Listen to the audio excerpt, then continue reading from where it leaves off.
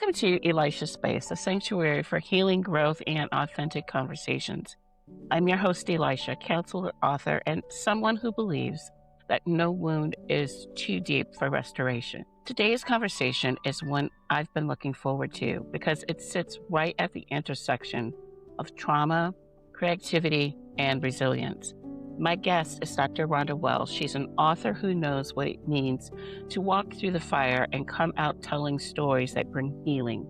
She just released a Christmas novella about a World War II soldier returning home with severe PTSD. Back when they didn't even call it PTSD, they called it battle fatigue. They called it shell shock. And most of the time, they called it nothing at all. Men were just expected to come home and be fine. But here's where this gets personal. Dr. Wells isn't just about writing about PTSD from a distance. Last year, she developed PTSD herself after a traumatic hospitalization.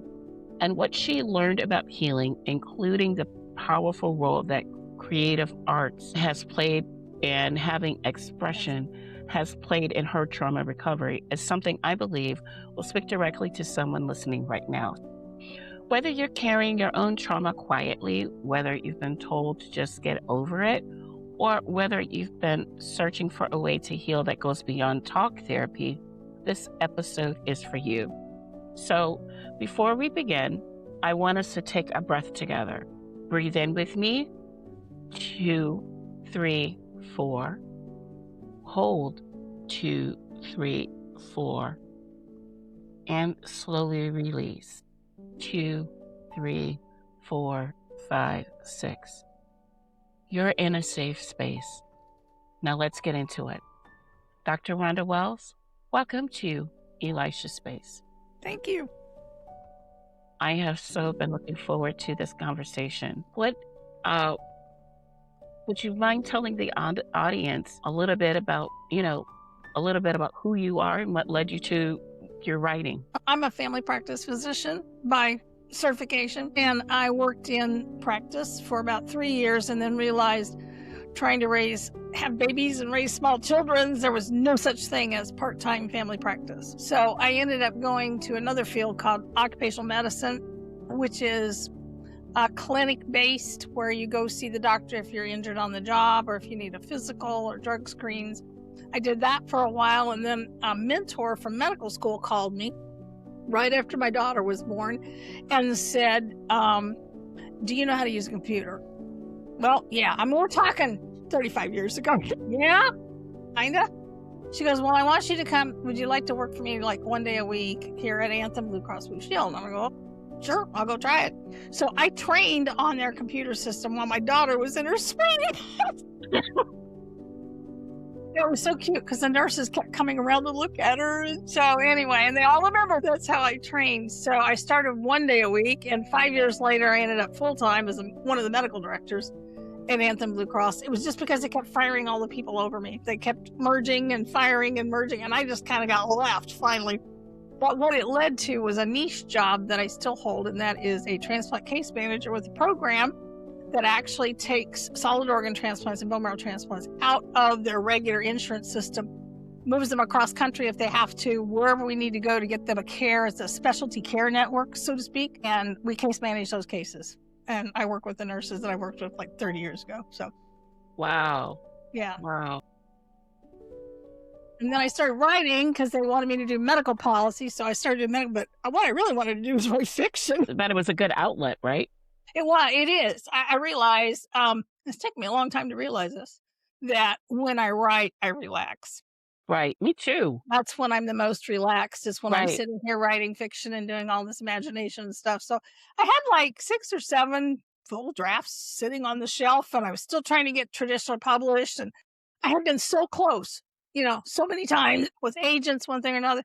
And this last time, what happened was the acquisitions editor said, yes, we want to buy this. The very next day, the company reorganized. She got fired, and there was no contract that ever materialized. At this point, I am done.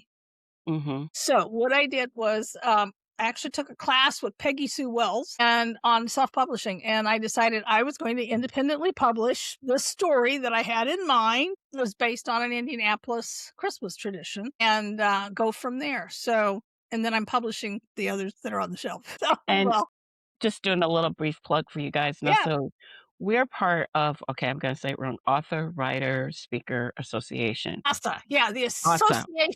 Is it? No, We're Advanced part of, Speakers and Writers Association. I have trouble with it too, because we just were at NRB and we had our little badges and our little tags. I was like, what was it again? Oh yeah, Advanced Writers and Speakers Association.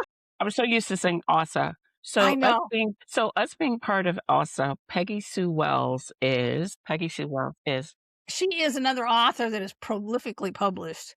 right. I know her because she came here to Indiana. I think she lives out west, like Colorado or someplace like that. I don't know if she's in ASA or not, but she's in ACFW, which is American Christian Fiction Writers, and that's how I met her from there and here from there. It's kind of cute because her first name is Peggy and mine is Rhonda, and we're both Wellses, so we're kind of like Peggy Sue and Help Me Rhonda. So I didn't even know there was a American Christian fiction writer, so I have to check that out. yes, it has been around for, man, how many? 25 years to 30? I joined right when they were American Christian Romance Writers. What happened was they were pulling out of, I was a member of RWA, which was Romance Writers of America, and they were pulling away from it because it was, honestly, even the magazine was getting a little offensive for me as a Christian to Mhm. read some of this, like how to write sex scenes, erotica. And I'm like, I'm not writing that. So they pulled away and formed this organization. And then within about a year or two, I was at the conference, my first conference. They renamed themselves to American Christian Fiction Writers because they didn't want to drive the guys away. I've done that ever since. And I'm so happy to say I did get chosen to present this year, finally for the first time at the ACFW conference. So That's I'm pretty I'm cool. thrilled. Yes. So That's looking pretty forward to cool. it. Okay, that's pretty cool.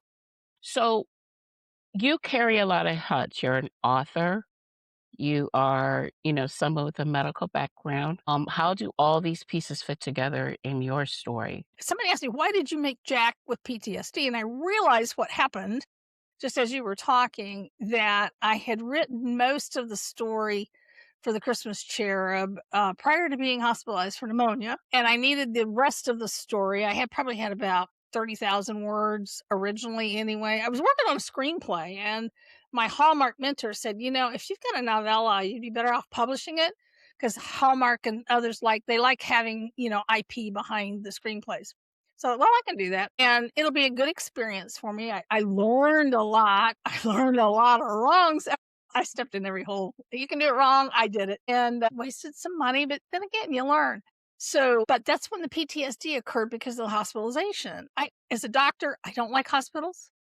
I've had 16 surgeries, Wow. unfortunately, in my lifetime, 5 of which were in the last 5 years. And so I think the problem is because I know what can go wrong. And honestly, this time, that's kind of what happened. We had a good local hospital. It used to be good. And what happened was the nurses were not trained well at all. I had Oh 2 my RNs gosh. that were good, and everybody else was basically a temporary hire. Probably. Some of them didn't speak English that well. I got really upset with one nurse. She was like, and she was facing away from me with a double mask on her face because it was in the flu epidemic. And I couldn't hear her. Plus, I have ringing in my ears. I couldn't hear her that well anyway. And of course, the noise is in the room is going everywhere. And I asked her to repeat it, and she got mad at me. And I thought, lady, I Right. really can't hear you. Think about where you are and where you're standing. You're talking away from me and all. And I think she thought it was because English wasn't her first language. That wasn't it at all. I just simply could not hear. So what happened was the venous accent. My veins are kind of bad anyway, and they just kept sticking me. And I think I had 20 IV sticks in about 8 days. And I kept telling him, I'm an old blood banker. I know how to do IVs. I was trained to do IVs at a major city hospital. I trained other people to do it. And I kept telling them, don't do that. But they went ahead and did it. And then one of them jabbed a nerve in my. That sounds so painful. It was very painful. And it still bothers me a little. And then you have the added thing that I had a blood clot go to my lungs while I'm there. they never quite figured out where it came from. So, it just like, I just get me out of here before I die, basically. I was really getting concerned. Luckily, the pneumonia was probably just viral. They didn't think it was bacterial, so it did respond. But I was on oxygen for at least probably a couple months when I got home. I was so weak. I could not do anything other than walk down the hall. And I had gotten a jigsaw puzzle for Christmas, and I could put one piece or two pieces in, and then Mhm. I'd have to walk back to the room and lay down. So I was weak. I was at my weakest I've ever been. And well, you start praying, believe me, you start praying with this one. And so the pulmonologist, my lung doctor, said, it's going to take 6 months to get over this. I'm like, 6 months, yeah. He was right. It took a full 6 months. And then, of course, I broke my foot.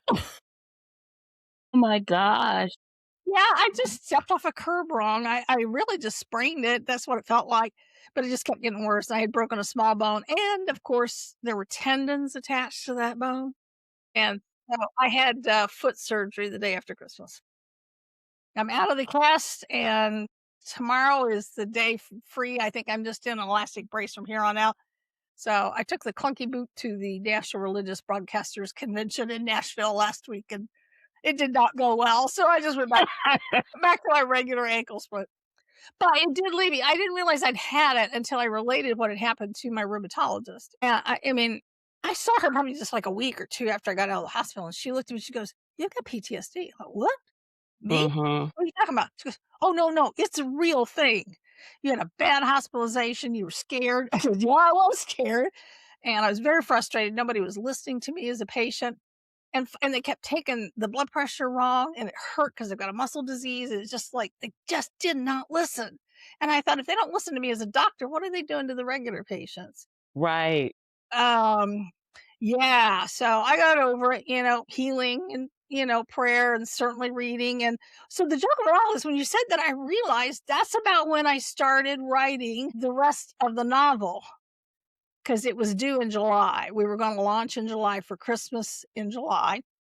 It was originally supposed to be at Christmas, but that didn't happen. And I very quickly wrote the rest of the novel, and I realize now that's probably why I put the PTSD in.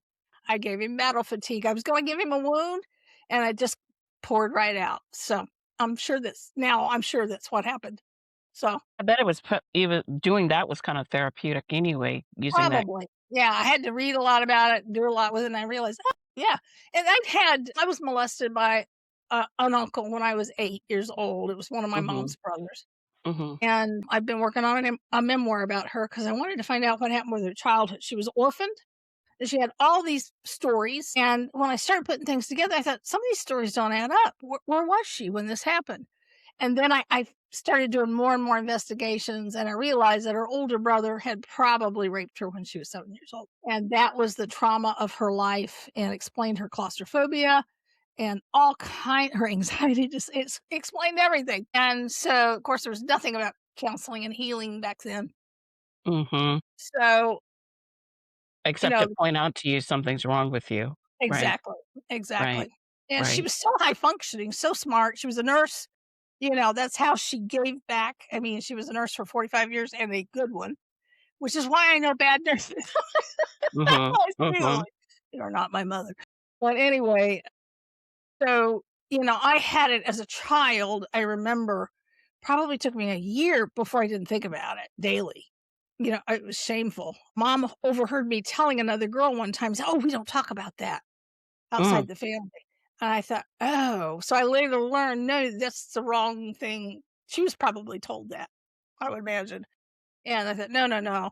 You've got to, you know, let it be known. You've got to talk about it. You need that's therapeutic to let people know what happened to you."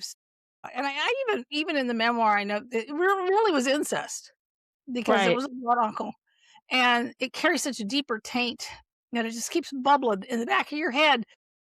Maybe it'll go 3 years, but something will trigger it, and it bubbles up again, and you remember it. So, especially doing this book, it's brought a lot of it back, writing the book and going down there and seeing Mhm. things one thing or another. But when I finally put it together, I think that this particular uncle was disabled mentally. He did not have I remember him just being able to sign an X. He didn't know how to spell his name. He had not completed school. So what happened was I found we went down there with my mom last time we were down there before these two uncles died. And I came around the room and I realized he was what they call microcephalic. His skull was too small, which didn't allow him to have brain developments. He was never going to be normal. He was always going to be slow. And that just blew me out of the water. So I thought, oh, I have to forgive this guy. Mm-hmm. And then I realized, investigating more with my mom, my dad had said her brothers molested her. Finally, I realized I think I know what happened. Is this older brother was a sociopath. He was a murderer, a rapist, and he got out of prison. She was the only female in the household because her mom was dead by then. And her dad was sick with TB. So I think what happened was he used this brother, the slow one, who better than to help him taunt, and they put a pillow over her face, they smothered her, while all this was going on, and I'm thinking because it was really interesting because he did to me what was done to her at almost exactly the same age, and if you look at the photos of us at that age, we're like carbon copies. So I think he was just he was abused as well Mm-hmm. by doing that and stuff, but unfortunately, he did become a serial molester, so yeah, I don't think he ever went to jail for it, but everybody in the family knew about it. So, So I have a couple questions. One yes. question is, have you found that through your research and preparing to write in the creative space Yeah. around these things, have you found that to be healing? And then the other question is, what do you want people to understand about this with these different layers of PTSD and the different types of traumas when they're reading your books? It's complex, for one thing. Like you just pointed out, the very many layers. It manifests in multiple different ways. I Mm-hmm. think the biggest problem with the soldier was it was originally called shell shock, and that came out of World War II, which makes sense. You've got, this concussion, you've got a physical attack, which would affect the brain, almost like giving you a concussion. And these guys would just stop. They'd just freeze because, the brain just shut down as a protective mechanism. The horror of the trenches and the whole thing. So it got called shell shock, which it probably was. But by the time we're doing World War II, there are no trenches. And you could be in a foxhole, but you might not be around, shells exploding or anything like that. But you may just see, a buddy killed or whatever. And you've got this PTSD. So they had to reframe what they were thinking about and call it battle fatigue. Because what happened was these guys just, and if anybody's ever seen the original movie of Patton, where the guy Patton slaps, I really think, no joke, he did the biggest favor to psychiatry in the army was Patton slapping a soldier who had battle fatigue PTSD, a young one. Mm-hmm. Patton got disciplined for it, and it brought up the point that he wasn't a coward. It was a mental thing that had happened to him. It was psychiatric and it had to be treated. So they learned that what they should do is pull him away from the battle. If it was a mild case, they could give him rest, give him fluids, give him food, to kind of tank him back up. And if Mm-hmm. they felt like it, they could immediately go back to the battle. That was probably, it's like getting back on the horse after falling off the horse. Right. They Right. realized they should do that. The problem was the guys that didn't recover. And so those had to be sent to military hospitals. And a lot of it was interesting. A lot of the early research was done in the British psychiatric hospitals. And that's where my character does end up. But they were trying things. They were trying medications, they were trying therapies, they were trying psychotherapy. And so, and the thing about it is it manifests differently. It looks different for every person. You might have an anxiety disorder, or you might be depressed, or you might have both. Some people went into what they call catatonia, which is just a total shutdown, looking at the wall. I can't do anything. I won't talk to you. I can't eat it. So that's very rare. More commonly, you see the anxiety, depression acting out, angry outbursts, which is what I gave to my character. Very common. And we still see it. We're still seeing our soldiers come back. You can't fight a war without being traumatized. I mean, that's just what war does. Right. So recognizing it now, at least the Army, I noticed the Army is interestingly trying a nerve block of the big nerve in the neck that goes to the arm, and have found some success with that. And I was like, how in the world? Anatomically, I don't know, but hey, if it works, it works. Right. So they are still working at trying to fix this. But starting in World War II, there was a lot of documentation. There was documentation in World War I, but boy, I found a ton of stuff in World War II. And you can find, first person reports of what happened. A lot of wives got black eyes in the middle of the night, you know. And my dad actually had a friend, a very good friend, who was actually on the Bataan Death March. And he worked with him at Curtis Publishing Company. They were publishing the Saturday Evening Post. They were both salesmen. This friend stayed with him in a hotel room, and anytime a plane would go over, and would go out of the bed and hit the deck. And Dad's like, "What? What?" And it was because of what had happened. Every time they hear a plane, they had to dive. So he was definitely still having some PTSD from World War II, Hmm. even into the early 60s, 1960s. So So, given what you'd been through, and then you're writing of the book and you're doing the studies, was any of this triggering? yeah, I would say doing the research for my mom's memoir brought a lot back, brought a lot more back. So I think about it a lot more. Luckily, though, I am thinking about it with a balanced approach. Yeah, I did Okay, have to get mom had dementia for about 15 years. And so that was tough. I mean, honestly, I probably had PTSD from that more than anything. Yeah. I mean, right, it's like right. my beautiful husband says he's the most patient, God fearing man in the world. And he just said, you can only hear the same question 400 times before you get a little irritated. Yeah, amen. So, yeah, the other thing I started writing was devotionals. So, Okay. also gave me an opportunity to write some devotionals online. I started getting some ideas, and so I submitted them. And then now I was invited to I met one of the editors at the Blue Ridge Writers Conference, Hmm. and I'm writing for CrossMap. They're daytime devotionals and nighttime prayers. I have a regular once a month devotional that I submit, and I'm on that platform as well. So it gives me a little bit more exposure. It's a bigger platform. But a lot of it comes out in the writing. And I do think that writing about it helps. And I don't think it has to be any kind of special writing. I think just the act of putting a pen to paper can be an outlet. So I did get counseling for 2 years, but right before my mom died, because I was just ready to blow. I thought Right. I'm gonna have a stroke. I got high blood pressure anyway. I've got to talk to somebody. It was so funny. She asked one question and I talked for an hour. And she just sat there and nodded. And when we got to the end, she goes, "You had a lot to get off your chest." Yeah, I did. So So, yeah, how did your faith play? And it's huge. I mean, so no joke. I mean, I grew up in a Christian household. My dad was a preacher. So I remember, knowing God at the age of 2. No joke. I never didn't know God.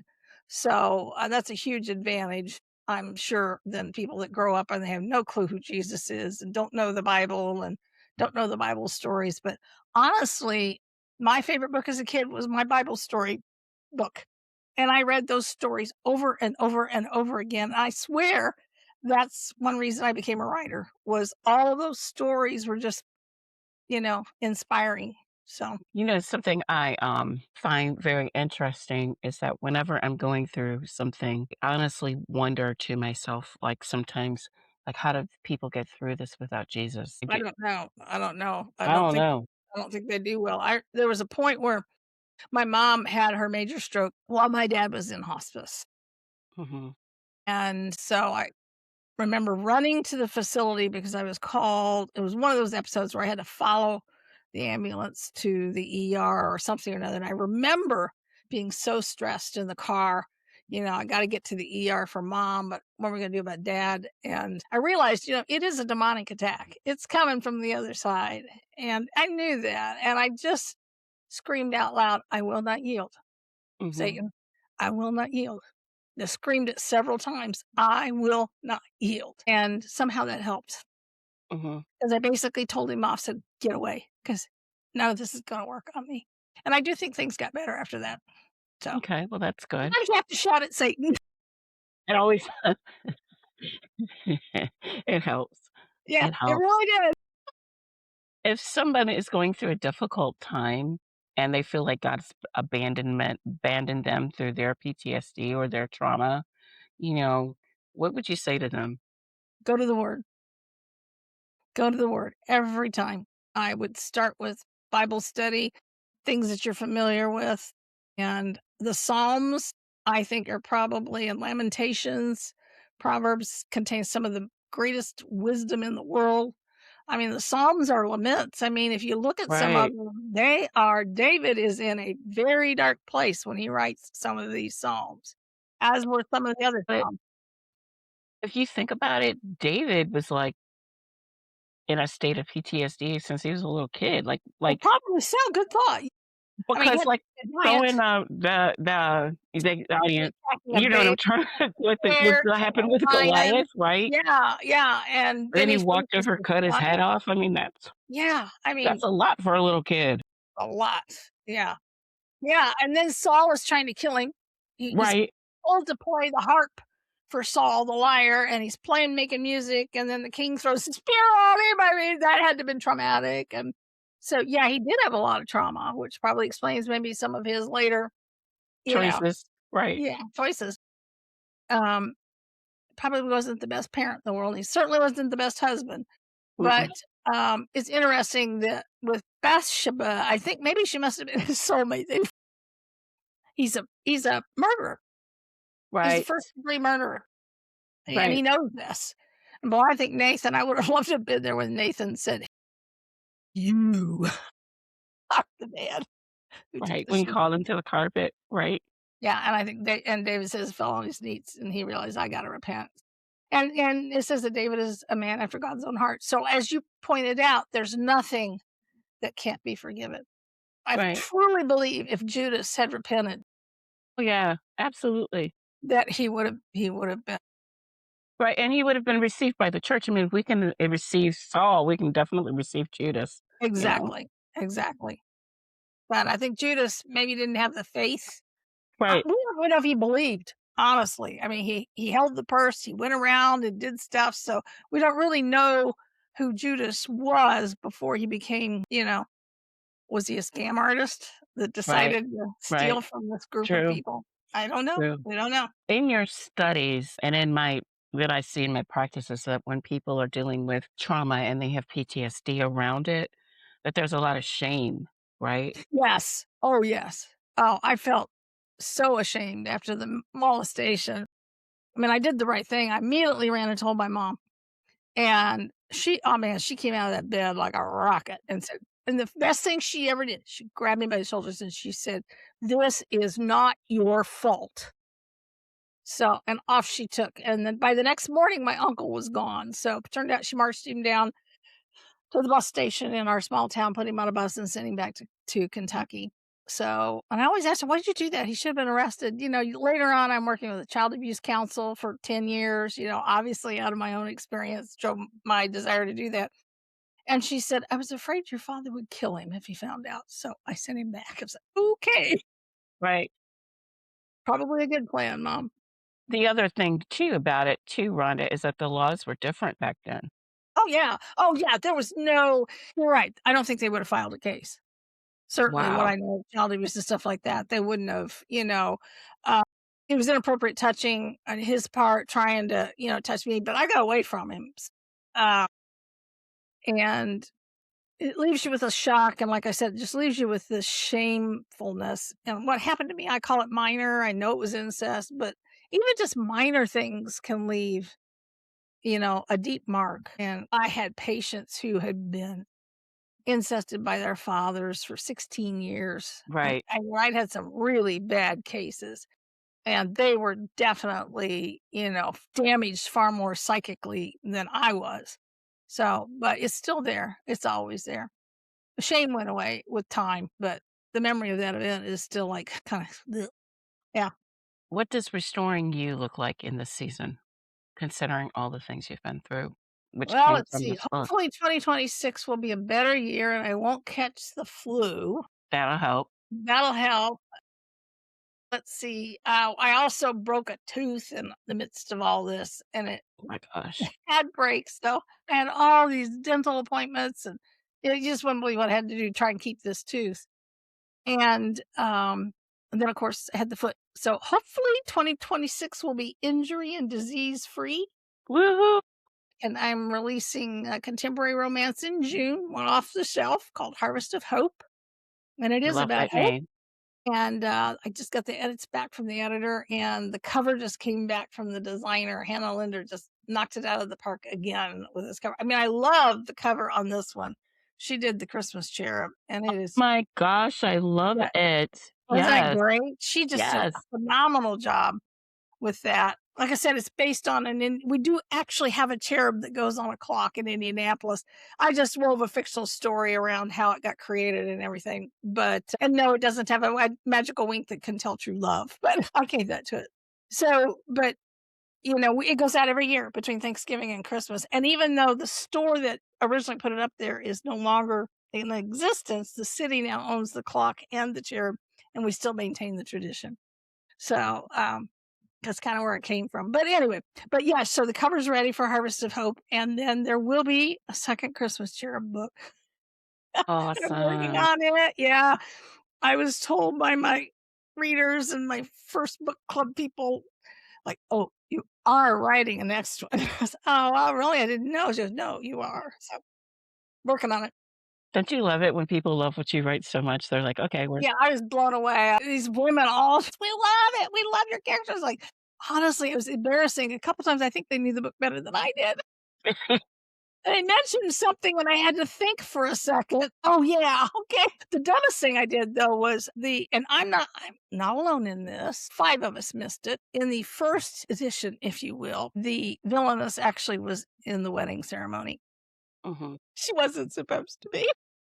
It was don't ever start 2 characters with the same letter. I broke the rule. And Okay. that's what happened, that she ended up in the, wedding ceremony. It has been fixed on Ingram, and I'm getting ready to fix it on Amazon, but I didn't feel bad because 4 other people missed it as well as I did, so it actually took my husband's cousin, who was a retired teacher. She said, "Why was Gloria in the wedding ceremony?" He was like, "What?" What I found is that when I'm writing and the book launches and people are reading the book, Yeah, I'm, like, already into the other books. I am too. Yeah, I'm It's already so moving when on. people Yeah, I have to remember that people are just beginning their journey with the story. Yeah, versus I'm already over here. right. That's exactly where I was, I was already, I gotta have surgery the day after Christmas, and Mhm. that was one thing that happened. I wasn't able to launch the book like I wanted to. We launched in July, but we were gonna do a more, call it a soft launch in July and then do a hard launch in October, and that's when I broke my foot. So I was limping around. So it took weeks to figure out what had happened with X-rays, and then it took like 3 weeks to get the MRI scheduled, and one thing or another, and then it took another 3 weeks to get the surgery scheduled, and so by then I was at the end of the year. So I was planning on going out to all the local libraries, local independent bookstores. I did get a signing at Barnes& and Noble that went really well, the Saturday before Christmas, and then the Indianapolis Historical Society had a big book fair, and boy, they loved this book because, no joke, their ornament of the year was the clock this year, the historic Ellis Ayres clock. That's all. So they were thrilled, and they put this book up with it. I was very happy that they helped me as much as they did. So, but other things got canceled because of weather, and I couldn't go and I couldn't walk. So I'm actually starting now. I've got my list of libraries. I'm going out with my little media sheet, and we're going at it again because the next one's coming. So Absolutely, yeah, absolutely. yeah. How can somebody get in contact with you? How can people have access to your book? You can go to my website, which will be in the notes, rondawellsbooks.com. The other way is, if you're an author, I also help other authors with their medical stuff. I have a whole website dedicated to that called Novel Malpractice. Yes. And so you can get to me that way as well. You can email me through either one of those. And then, of course, with the devotionals, I can't remember what email they've got up there. They've got comment sections on the devotionals where, I think you could probably put something up, but I hope they're helping people. I really do. You don't get a lot of feedback on those, but you figure out, if you just help one person, it's enough. That's what Gosh. God intends. All of this is whatever God intends. So Right, right. What's one thing you want someone listening today to carry with them, especially if they're silently struggling with trauma? hope is always there. Yes, I love that. Hope is everything, right? It really is. Yeah. It really People is. talk about faith and all, but what the faith gives you is hope. Yes. That's yeah, that's what's so important about faith, is it's giving you the hope, you know, of the ever after. Wow. I just want to thank you not only for your Yeah, time today, but for your transparency with everything that you shared. It's so brave to share these different stories that you're telling, that you're sharing on the show. It takes real courage, because not everybody can come out and say all these things that happen, as well as talk about how you're healing. Like, you're still going through your healing journey, but you are healing and how you've used your creativity to do that. I just think that's amazing. absolutely. So, audience, if today's conversation resonated with you, I want you to do three things. First, I want you to go to Dr. Ronda Wells' work. Her Christmas novella is available now, and you can find it at wandawellsbooks.com.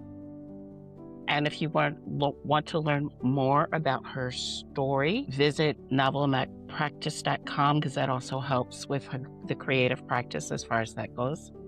And I'll have the links in the description also. Second, if the episode spoke to something that you've been carrying, you don't have to carry it alone.